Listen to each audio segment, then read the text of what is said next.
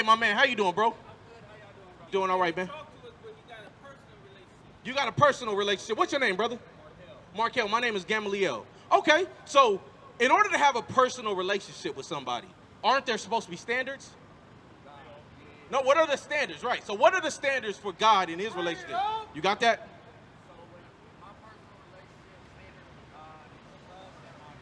Okay, so trust and honor. Who determines what God says as far as how he gonna trust you, though?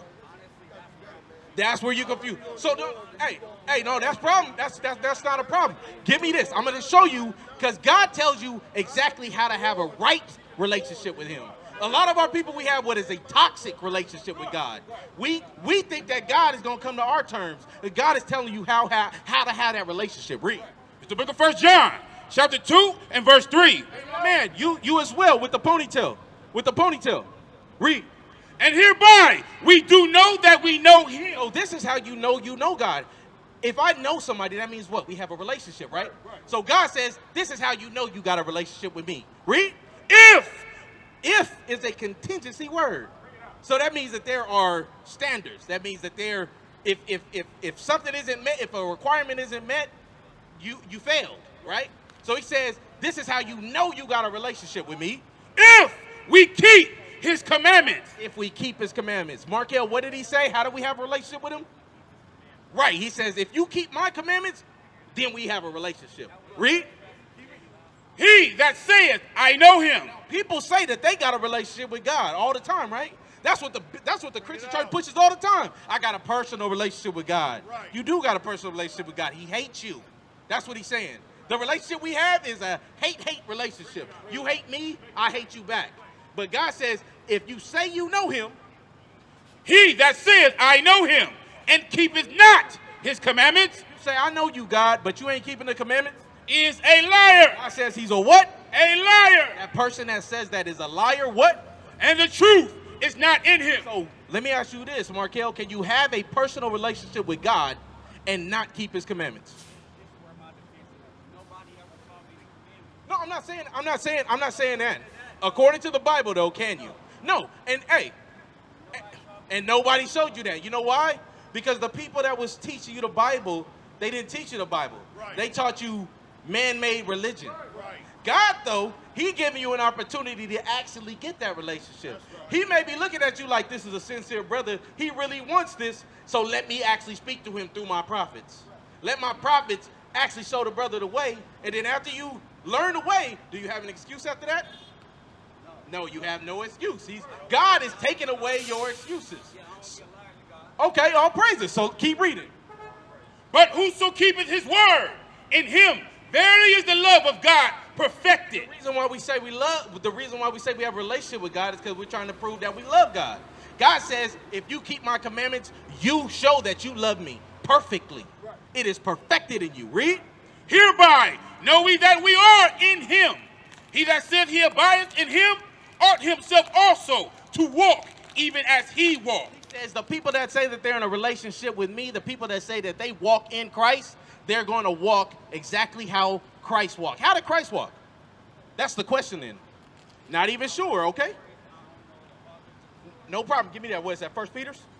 Give me that 1 Peter's. Watch, listen to this. I'm going to show you. The Bible is going to explain all of this stuff to you, and then we're going to help you to fulfill that, okay? We're going to help you. We're going to show you what Christ did, and then we're going to help you to get on the process of doing that. So at the end of the day, you can be on this side and telling the people how to have a relationship with God. Read. It's the book of 1 Peter, chapter 4 and verse 1. For as much then as Christ has suffered for us in the flesh, arm yourself like what? Arm yourself. That's not it. I think it's 321. 321. He leaving us an example. 121. 221. Thank you, sir. Listen to this, bro, because this is going to help you, bro. And you ain't going to catch this stuff in church. Even in the New Testament, they ain't reading these scriptures. They ain't going to read these scriptures in the New Testament in church. Why? Because it cuts too deep. Read. It's the book of 1 Peter, chapter 2 and verse 21. For even hereunto were ye called, because Christ also suffered for us, leaving us an example. So, Markel, what is the purpose of an example? Right. So like when we were little kids and you was in kindergarten and you were learning how to write your ABCs, they had the little stencil one to show you how to do it based on what they're expecting you to be able to do. That is an example. So Christ said, I'm going to leave you an example. Have you guys ever heard of this? You guys ever heard what it means to have a relationship with God? Okay, so what we're going over here right now is what the Bible says according to that, how to have that relationship. Christ, the Bible tells us that we have to walk exactly how Christ walked. So what we're finding out is how Christ walked. The example that he left for us. Read. It's the book of 1 Peter, chapter 2 and verse 21. For even hereunto were ye called, because Christ also suffered for us, leaving us an example that ye shall follow his steps. Who did no sin. What did Christ do? Did no sin. So Christ kept the commandments. Perfect. Read. Neither was guile found in his mouth. He was not lying. He didn't play with it when it came to his speech. Right. He wasn't trying to trick nobody. He kept the commandments perfectly, and that was it. And that's the example that he left for all the blacks, Hispanics, and Native Americans who are the Israelites. That's what we're supposed to be living in. We're supposed to be living perfect. Now, let me ask y'all something. Does anybody believe that they can be perfect? Teach.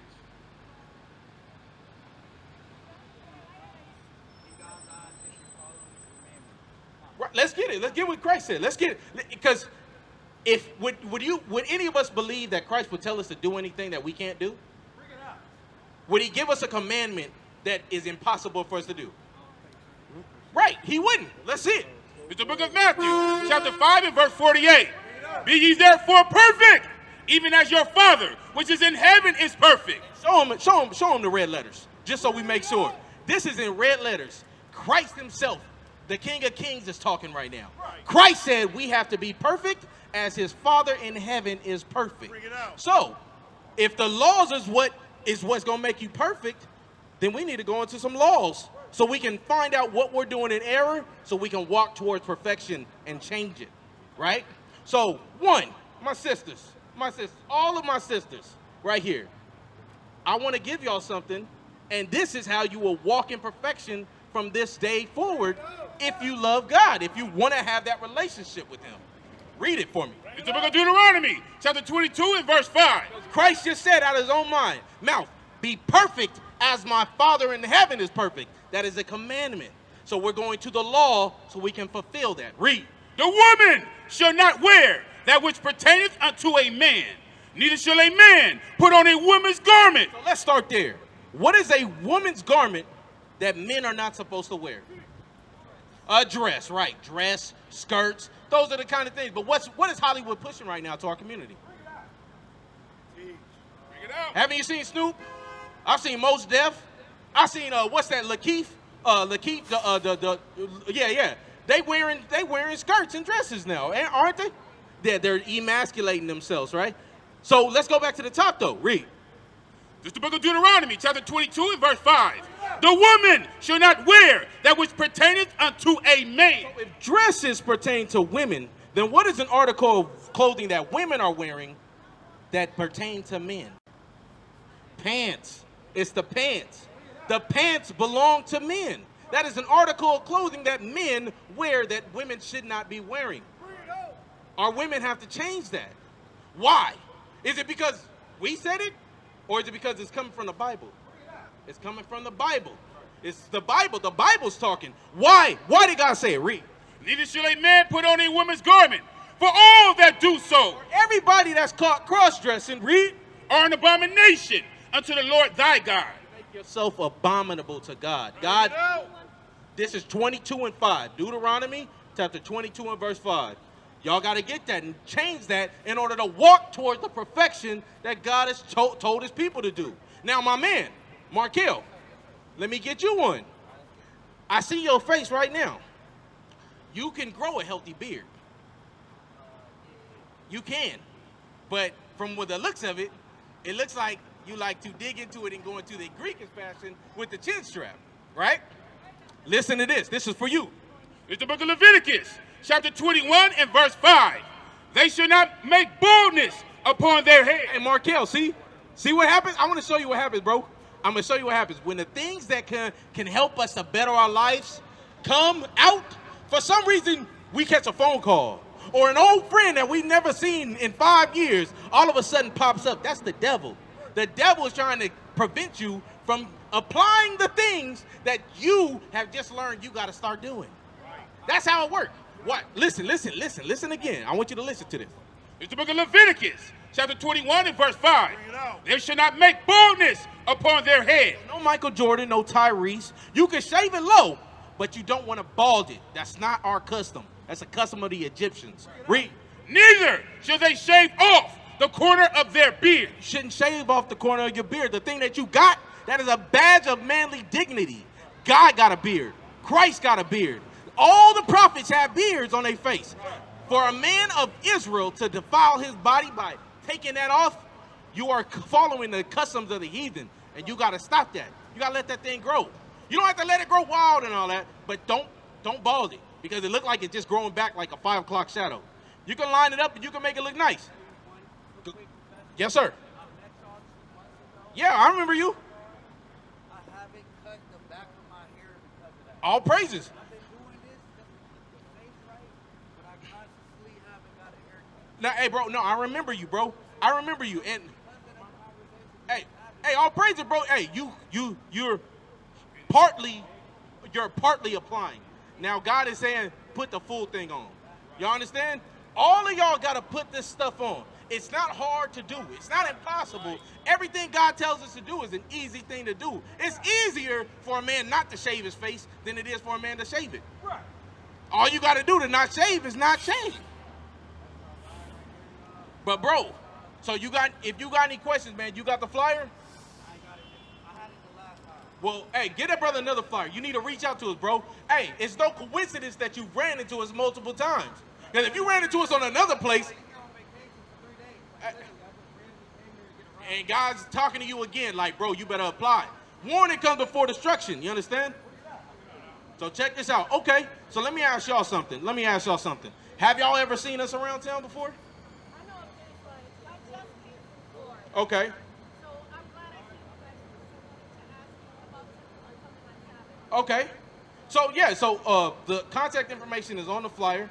You can call the phone number to get the invite. Just call the phone number. But basically, what we're saying is the best thing to do is you want to watch the videos. Find out exactly what we teach, because not all Israelite camps are the same. We don't all teach the same things. You want to make sure that the ones that you're going to align with what you believe is right according to the Bible. You understand? You don't want to be in somewhere and we all unequally yoked. God ain't going to bless that. So I'm from Guatemala, man, right? Okay. So the Mayans are the Israelites, ma'am. You're an Israelite. You're a princess of the Most High God. But the problem is, the reason why the Mayans are living in the conditions that they live in, and why do you think that is? Why are the Mayans an oppressed people right now? Well, you say we don't know why the Mayans are oppressed. Okay, well, let's see what God has to say. Let's consult the source to find out why the Mayans are being oppressed. You got it? Deuteronomy? We're gonna go straight to the reason. So yeah, we need to find out why this happened to the Mayans, right? Why did this happen to the Mayans? Why are the Mayans oppressed right now? Let's find out. Read. It's the book of Deuteronomy, chapter 28 and verse 15. But it shall come to pass. God says it's going to come to pass. That means a future prophecy. You can bet on it. Read. If thou wilt not hearken unto the voice of the Lord thy God, to observe to do all his commandments and his statutes, which I command thee this day, that all these curses shall come upon thee and overtake thee. So is a curse a good thing or a bad thing? Okay. But you understand it's a bad thing, right? You understand a curse is a bad thing. Right, so this is what God says. He said for the Mayans that if you don't keep his commandments, he would curse you. He would do bad things to them. So, like the reason why there is an Guatemala and a Belize and a Cuba and all these different names of them is because they didn't follow God. So now you got to be the heathen. They become the heathen because they didn't keep God's commandments. They become Guatemalans and from Panama and in Brazil and all these other names. You lost your name, you lost your heritage because you, give me that, Jeremiah 17:4. Let's read it. Let's read it. Let's read what God did, what we did to make God do what he did. Read. It's the book of Jeremiah, chapter 17 and verse 4. And thou, even thyself, shall discontinue from thy heritage. So what does it mean to discontinue from something? But I mean, like, what does it mean to discontinue, though? When something is discontinued. Right, it's cut off. It's stopped. It's done. God said you were going to discontinue the Israelites, read. That I gave thee. And thou, even thyself, shall discontinue from thy heritage. So he said you're going to stop being the Israelites. That's what he said. You're going to discontinue from your heritage. The heritage of the Israelites is to be the people of God. He said you're going to not be that anymore. Why? Read. That I gave thee, and I will cause thee to serve thy enemies. Did we not serve our enemies? Did we not go into slavery? Did that not happen to us? Are we not in the slums and the ghettos right now scraping just to pay rent? That's not the for the people that have been made above all people, that is not the position that they should be in. We should be the lenders and they should be the borrowers. We should be the head and they should be the tail. But we in the bottom. So obviously, God is definitely fulfilling his word. God is doing what he said he's going to do. Keep reading. And I will cause thee to serve thy enemies in the land which thou knowest not. So to serve your enemies is to have a car payment and a rent. We rent. We don't even got our own places. We rent places. That is the service of your enemies. Keep reading. For ye have kindled a fire in my anger, which shall burn forever. Why? Because we made him mad. Just like any parent. Like, what's your name? I'm sorry? Rona. Rona. Is this your daughter? Do you have the daughter? Okay, adopted daughter, right. But your daughter, when she was younger or whatever, when she did bad things, did you not get mad and punish her? That's how it works. Well, we're the children of God. He's a father. He's going to do the same thing. He's punishing us the same way a parent who loves their child punishes their child when a child is not living to the standard that the parent requires of them. That's what we're doing. We're being bad kids, and God is putting that belt on our behind until we come to our senses to be like, you know what, God, you're right. We are supposed to be ruling everybody. We are supposed to be the head. We are supposed to rule this thing in righteousness. We are supposed to make everybody submit to your will. But the reason why, the problem is with blacks, Hispanics, and Native Americans is we think that we're right and everybody else in the world is messing up. But we don't realize the reason why everybody in the earth is messing up is because we ain't right. Isaiah 5:20. Isaiah, what is that, 5:20? Yeah, give me Isaiah 5:20. Watch. Listen to this. This is what the problem is. Read. It's the book of Isaiah, chapter 5 and verse 20. Woe unto them that call evil good. What have we done? We call evil good. We call abortion a way of dealing with our children that we don't want to deal with. We say that that's okay. We say it's okay to be transgender or homosexual and stuff like that. We say that it's okay to go to church whenever you feel like it. You know, you have your own dealing with God. That's not what God said. We call evil good, read, and good evil. So we see prophets on the street corner directing us right according to the Bible, and we say, no, they don't need to do it that way. You should do it a different way. Why y'all got to come at the people like that? That's what's wrong with us. We say that the ways of God is wrong and the ways of the world is what we should be following. Keep reading. That put darkness for light. We put the dark for the light, the evil for the good. Read. And light for darkness. That put bitter for sweet and sweet for bitter. Woe unto them that are wise in their own eyes. We've been wise in our own eyes. We've been doing the things according to the way that we thought was right. Read. And prudent in their own sight. Woe unto them that are mighty to drink wine, and men of strength to mingle strong drink. That's enough. That's enough. Understand, though, we've been doing all the wrong stuff and calling it the right thing to do because we're not in order. We're not living as God created us to be. So what are we going to do then? How are we going to change this? We got to go back to scriptures. Right. We got to.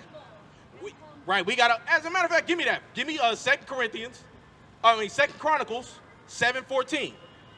Give me because the sister said we got to humble ourselves. That's 100% facts. That is a fact. God requires that of us. You got it? Read.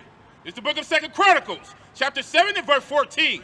If my people, He said, if my people, which are called by my name, the people that are called by the name of God are the Israelites, the blacks, Hispanics, and Native Americans who went into slavery because why? We decided we didn't need our God. We needed to be like everybody else. But he said, if my people who are called by my name shall humble themselves, bow down. Remember that you are nothing without the power. God is the only power. And the only reason why we were in power is because God put us there. We got to humble ourselves, read, and pray, and actually put up the right kind of prayers. Not these goofy little prayers that they be saying in the church, mumbling and making all that stupid noise. God don't hear that. He want to hear righteous prayer. Read. And seek my face. Seek his face. How do you seek God's face? Where is God's face? You think God's face is within you? How about you? You think the same thing? Where is God's face? Let's find out where God's face is. Read. It's the book of Isaiah, chapter 34 and verse 16. Seek ye out of the book of the Lord and read. The book of the Lord is God's face. This is how you seek his face. You seek his face by going into his Bible, by going into his word. Right. Read. No one of these shall fail. Because nothing in this book is going to lead you wrong. Nothing in this book is going to steer you the wrong way. Everything in this book is built to keep you out of this. Everything in this book is to help you not become a servant to your enemy. Everything in that book is meant to bring you back to the leadership that you're supposed to be on the earth. You're supposed to be the head and not the tail. You're supposed to be above and never beneath. But we over here, we want to be like everybody else, but everybody else is on the bottom. So God got to put you underneath them. Right. That's the only way you can see what it's like to be them.